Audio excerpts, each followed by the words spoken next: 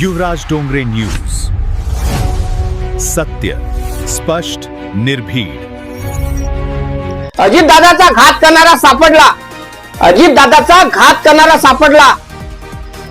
माहितीये का कोणाला? तर हा व्हिडिओ पूर्ण बघा. या व्हिडिओ मध्ये तुम्हाला फोटो, त्याचा व्हिडिओ सगळं दिसणार. व्हिडिओ स्किप न करता.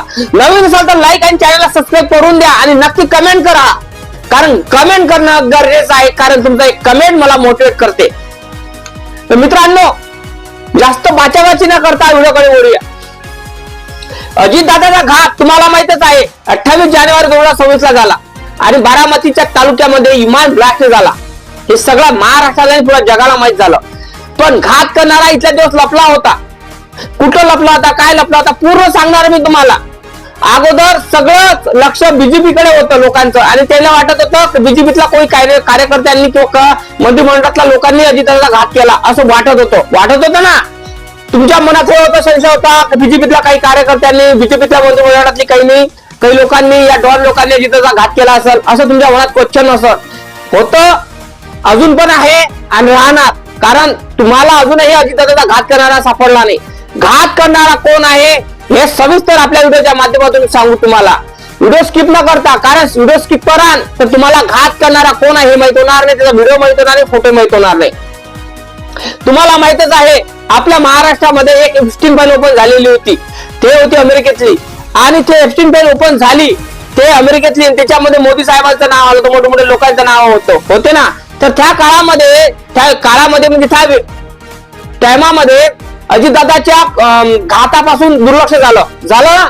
तर तेव्हा काय झालं की दुर्लक्ष झाल्यावर लोकांचे सगळे जे दृष्टिकोन असतो बघण्याचा, हा सगळा लोकांचा निगेटिव्ह होता, आणि सगळे लोकांनी तिकडे दुर्लक्ष केलं अजितदादांकडे. मग लक्ष दिलं कुठे? त्या एप्स्टीन फाईल कडे. आता एप्स्टीन फाईल कडे लक्ष दिल्यावर आता दुसरी अजून एप्स्टीन फाईल ओपन झाली, म्हणजे अशोक खरातची. पण त्या पहिल्या एप्स्टीन फाईल ना आपलं काही घेणं देणं नाही आहे. पण दुसरी एप्स्टीन फाईल म्हणजे अशोक खरातची. अशोक खरातची एप्स्टीन फाईल ओपन झाली त्याच्यामध्ये अजित दादाचा घात करणाऱ्याचा फोटो आणि व्हिडिओ सापडला. काय म्हणतो मी? फोटो आणि व्हिडिओ. अशोक खरात हा एक ऍस्ट्रोलॉजर होता, स्वतःला ऍस्ट्रोलॉजर म्हणत होता, ज्योतिषाचार्य म्हणत होता. तर त्या ऍस्ट्रोलॉजरना अजित दादांचा घात करण्यासाठी कोणाकडून पैसे घेतले असेल का? मी म्हटलं का जे अशोक खरातने घात केला म्हणून? अशोक खरातले नाव नाही घेऊन राहिलो बरं. व्हिडिओ स्किप न करता पूर्ण व्हिडिओ बघा. मी म्हटलं तुम्हाला सहज, अशोक खरातला पैसे दिले का कोण मारण्यासाठी आपल्या अजित दादाला? कारण अजित दादाच्या घरासमोर भानामती करण्यात आली होती. अजित दादाच्या घरासमोर भानामती करण्यात आली होती. अजित दादाच्या घरासमोर असं काय कांड करण्यात आले तुम्ही तुम्हाला सांगू शकत नाही. आणि आपले अजितदादा म्हणायचे, आपला भारत, आपला महाराष्ट्र, आपला देश कुठं चाललेला आहे, लोक अंतरावर चाललेले आहे, आणि आपण अशा गोष्टीच्या मागे लागायला पुरतं काय? पण गोष्ट हे आहे, खरं आहे की खोटं आहे की काय आहे काय नाही असे अजितदादा म्हणायचे. पण गोष्ट एक विचार करायची किती आहे. अशोक खरातने 5 ते 6 नरबळी दिले. अशोक खरातने 5 ते 6 नरबळी दिले हे अजितदादासाठी. सूत्राच्या द्वारे हे माहिती झालं, त्यामुळे कारणामुळे तुम्हाला आम्ही सांगून राहिलो. कळलं का? 5 ते 6 नरबळी दिले. नेमका अशोक खरातने घात केला असेल का? कोण नरबळी द्यायला लावले हे महत्वाचं आहे. का दिले नरबळी हे महत्वाचं आहे. किती जण आहे हे महत्वाचं आहे. कुठल्या पक्षातले आहे हे महत्वाचं आहे. की सरकारमधले लोक आहे हे महत्वाचं आहे. बरोबर नाही का? जेव्हा अजितदादांचा घात झाला 28 तारखेला, 27 तारखेला अशोक खरातच्या अकाउंटला दररोजचे पैसे येत गेले. एसआयटीच्या सूत्राच्या द्वारे मी तुम्हाला सगळ्या गोष्टी सांगून राहिलो बरं. अशोक खरातच्या अकाउंटला पैसे येत गेले. ते पैसे कोण पाठवले?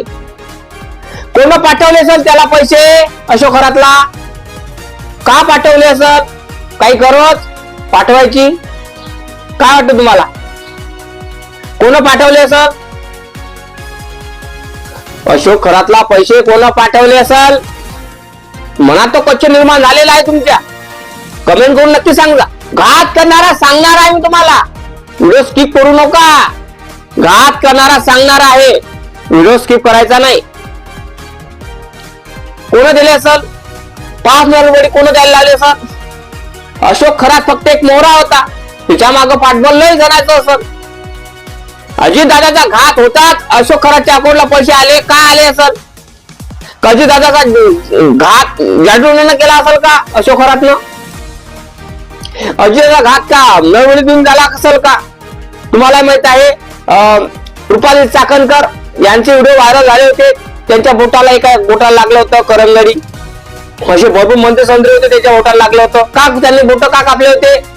रोहित पवारने आपल्या पत्रकार परिषदेमध्ये सांगितलं. काय वाटतं तुम्हाला? नक्की कमेंट करून सांगा.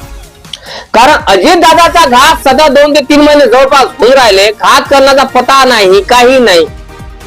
पता लागलेला आहे, काही नाही सांगून राहिलो मी तुम्हाला. कळलं का? व्हिडिओ स्किप न करता तुम्ही हा व्हिडिओ बघा, मग सांगा.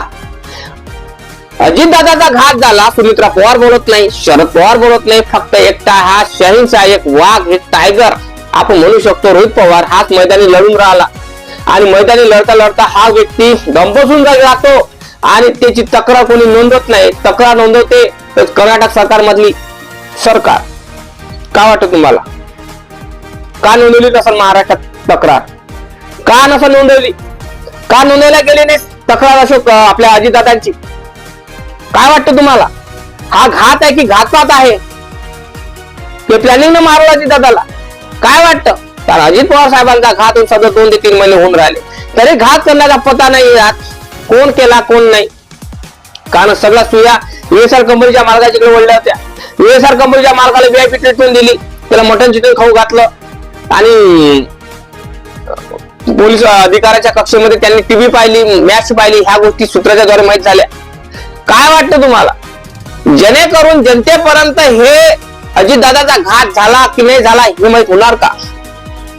कोण केला हे माहित होणार नाही का? काय वाटतं? नक्की कमेंट करा, लाईक करा, चॅनलला सबस्क्राईब करायला विसरू नका. जय भीम, जय शिवराय, जय जवान, जय किसान, जय संविधान.